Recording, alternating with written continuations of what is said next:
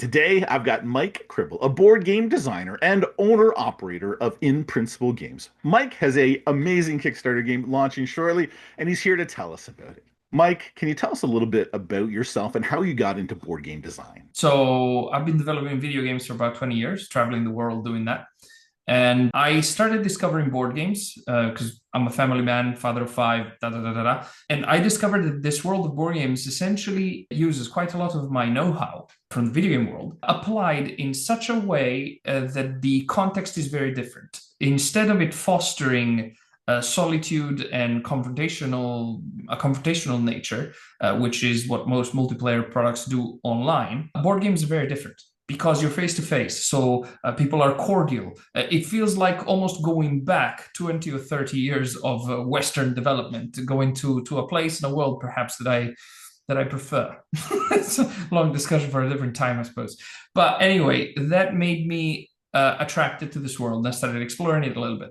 The world of board games, seems to be somewhat. This is again my opinion, somewhat underdeveloped compared to the world of video games. Video games are very very highly polished products. It's an industry with a heck of a lot of history, etc., with a lot of established formulae and everything like that. Whereas board games are a little bit more open, and that's positive in one way and negative in some other. So, for example, there's going to be balancing issues in all sorts of board games, and that doesn't seem to matter at all to the designers, which I find very strange. So I decided, no, I want to make a balanced product that has as little setup time as possible, despite it still giving you heavy choices, which is what I enjoy. I don't have to book a holiday to play it. I don't want to play a game for like 6, 7 hours. That's unacceptable. And I don't want any loading time, so no downtime. Can I make a game like this? And that's what essentially informed me to get to the design that today is Beasts and Diplomacy. And your game is launching on Kickstarter on July 29th, and it's called Beasts and Diplomacy. Can you give us a high-level overview of what the game is? Yes. So it's got a motto, which is also present on the box, and it says, it's the card drafting game that's all about opportunity and player interaction. Okay, so it supports 1 to 6 players. It's primarily for adults, though we do have a family mode that's catered more towards children or younger players more in general.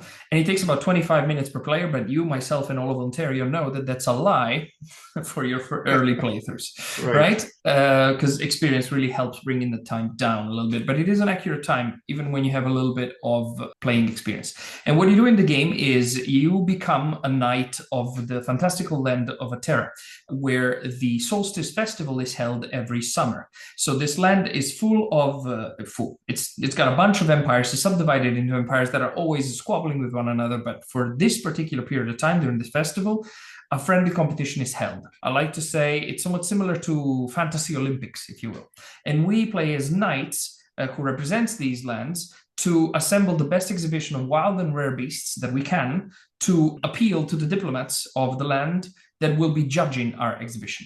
And you have 3 days to make this exhibition of yours, this tableau of yours, and you will have to use your workers to catch beasts, to hire personnel that will help you achieve crazy goals, to contact traders that want to buy beasts from you, and to greet diplomats to add to your entourage to then score big. You will also have to maintain these beasts every day at the end of the day. And this creates sort of this flow, this sequence of actions that you do, where interaction between the players, despite it being one of the traditional sort of multiplayer solitaire genres, I have focused a lot of energy into making the interactions as frequent and as meaningful as possible. You've done a really good job with that. Beasts and Diplomacy, though, for being a first game, it's got a lot going on with it. What drew you to that, and what was your inspiration really for making this game? The game started with a completely different theme. It was never about beasts to begin with. One of my personal passions is cars. Ooh. I think cars are an extension of human liberty and one of the ultimate expressions of the individual freedom of movement. And that has motivated I don't want to use the term love because I'm not happy with it, but let's go with the term passion for vehicles, owning vehicles, caring for vehicles, and that sort of thing.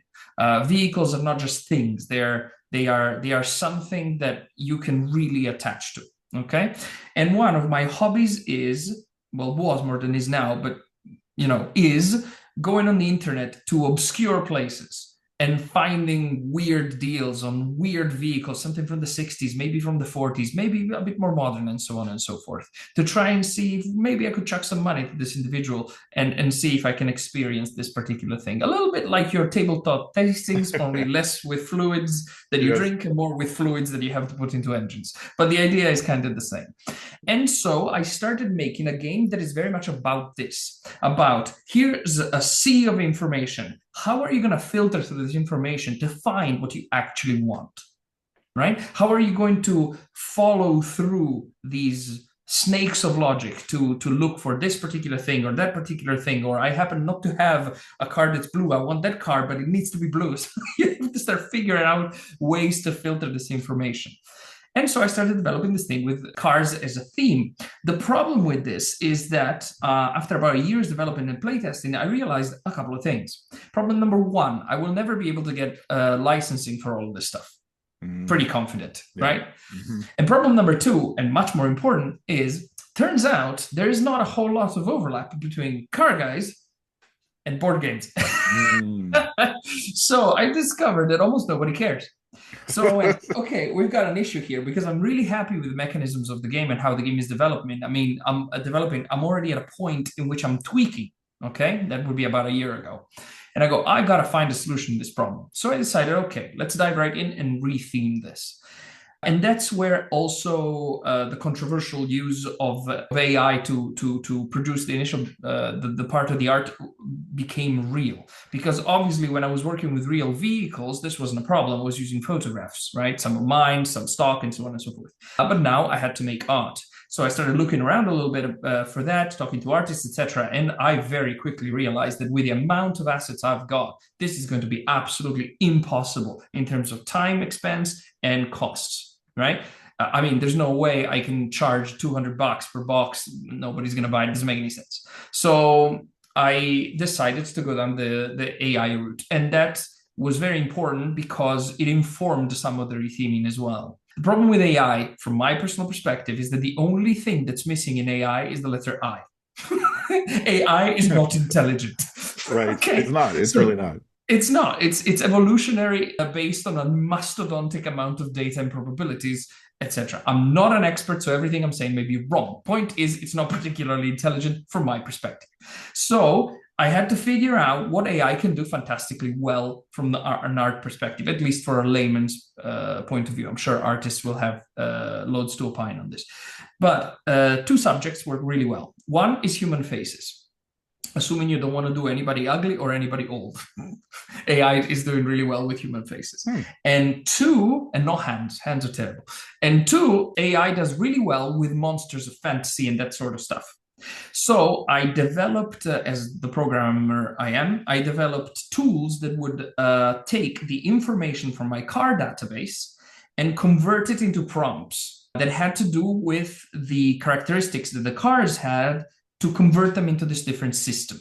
So, for example, a car that's automatic would be a beast that's nocturnal. Or a car that's rear-wheel drive would be a carnivore, and so on, this sort of thing, right? And then, after I generated a certain amount of pictures, I had to evolve them, right? And then, after I evolved them for my purpose, I had to manually edit them. So that's kind of the crazy story that led me down the route of making Peace and Diplomacy with its current theme, but with the mechanisms of my passion about cars, if that makes sense. Now, let's be clear, I put a heck of a lot of effort in retheming it. I didn't simply slap a different theme on it and call it a day. So hopefully that shines through. My understanding is the majority of people who play the game enjoy the theme and how it's integrated. And if they didn't know the insider baseball that I've just shared with you, they'd be perfectly happy with it being about Beast. The one thing I was impressed with it being AI art is how well everything works together visually.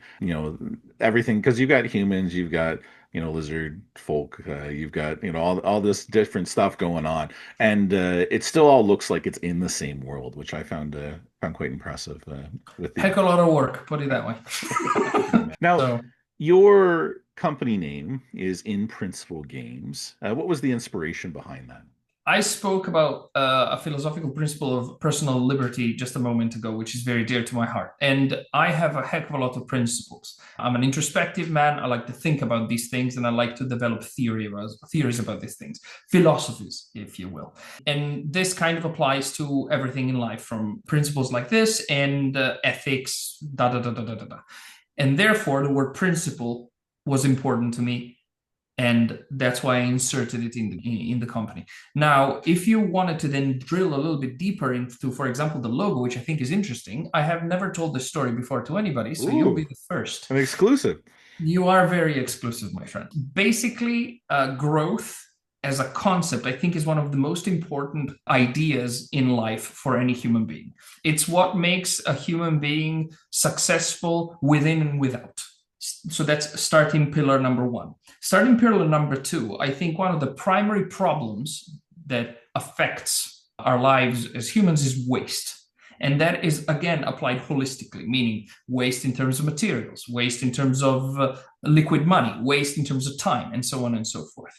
Right. So if you look at my logo, you'll see a light bulb. Okay, light bulbs as a concept represent an idea. That's kind of almost a stereotype. Okay, Yep. within the light bulb, there are two letters. There's a letter I for in and the letter P for principle. Now, the I is blue. The color blue represents confidence and credibility. Usually, lots of car companies use blue, for example, particularly dark blue, like BMW, and blue inspires credibility, right? P instead is orange, which is a very strange color for logos. It inspires inventiveness and risk-taking and that sort of stuff. Now, if you squint a little bit and you look closely, you may notice that the two, the I and the P, somewhat look like humans, because they are. The I is a child, and the P is an adult bending forward toward the child, elevating the child, lifting the child up. But they share a head, yet the head belongs to the child. It's the dot on top of the I. That's because the adult should imprint the desire to pursue one's dreams and one's intents and to grow and to improve into the child as he's supporting said child. And I'm so obsessed with this particular concept that I put this much effort in the logo, so much so that right at the bottom of the light bulb, you'll see little lines that don't seem to make any sense. Well, that's Morse code parsed vertically to read the word grow. So That is absolutely awesome. that's how insane I am in the attention to detail. So there you go. That's awesome. Thanks so much for sharing that story. Uh, and with the publisher that you've gone with, you're using Dragon Dawn Productions, which game is Beast and Diplomacy, so I find that a nice pairing that way. But how did you come in contact with them, and like how did you go about the process of actually choosing a publisher or finding one? So that's a much less glamorous story, I'm afraid. But basically, I knocked on many a door. And what you'll find when you're in a situation like this, especially if you don't have a name to yourself that you can claim to, I suppose, is that you get rejected. And that's the best case scenario. The worst case scenario, at least from my perspective, is you get ignored a heck of a lot. I met Ren from Dragon Dawn Productions almost accidentally. I was introduced to him by some of my supporters who are very keen on me finding a publisher to make this game happen. And I met him at a local convention here in Portugal where I reside at the moment called Leiriacon, which is the biggest and baddest convention in all of Portugal.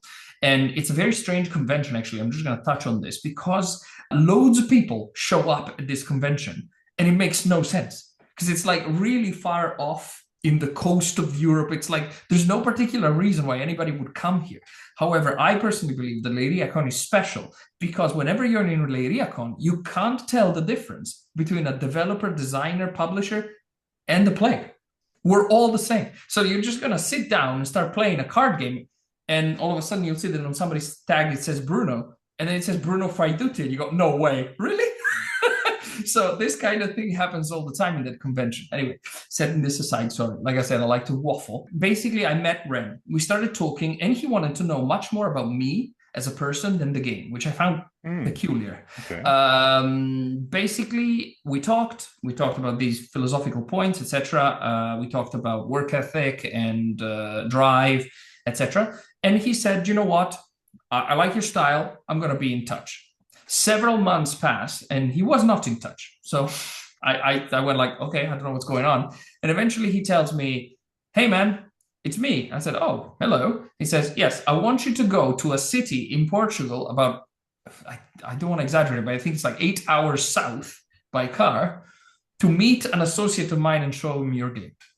I said, can't we do TTS? He says, no, no, no, no. Needs to do it in person. Said, all right. So I hop in a car, pin it, go all the way south, show the game to Jose, his associate. He gives the seal of approval, and the rest is kind of history. We start working together and everything like that. And as a designer, I had my way 100% of the time, meaning everything within the game's design is the fruit of my imagination. The publisher hasn't got in the way at all. They have helped me improve certain aspects, of course, but Ren has never dictated anything to me, which I think is very commendable. Even if the game ends up not making much of a splash, at least it is my creation. And the artiste with an E at the end that lives inside of me is certainly very chuffed with this particular situation. Well, that's awesome. Now, this is Tabletop Tastings, the perfect pairing of board games and whiskey. And we had a chance to play one of your pre-production copies of Beast and Diplomacy. And when we did, we paired it with Bareface. When you play your game, what do you enjoy drinking? If I'm going to drink anything, you'll see me drinking water. Water's a great for the body. It's good for the mind. Can't argue that. Some good aqua is fantastic. There you go. Now, your Kickstarter is launching July 29th. Is there anything you'd like to say to any of your potential backers about your game? Do you want a game with no obvious comparisons? After thousands of playtests, that's what we've been told. Do you want a game that focuses on design and not on extensive, expensive, massive miniatures that end up around the dolphin's neck? Do you want a game with almost infinite replayability? Just in the month of April and May, we've played over 300 times between single player, multiplayer, and so on. Do you want to back a game that's already designed, fully play tested, and it doesn't need anything outside of manufacturing in and of itself? Do you want to back a game by Dragon Dawn Production, who have a track record of delivering 100% of their crowdfunding campaign on time? Then you should back Beast and Diplomacy on July the 29th, because that will be your only way to get a copy, so far as we know at the moment. I love that.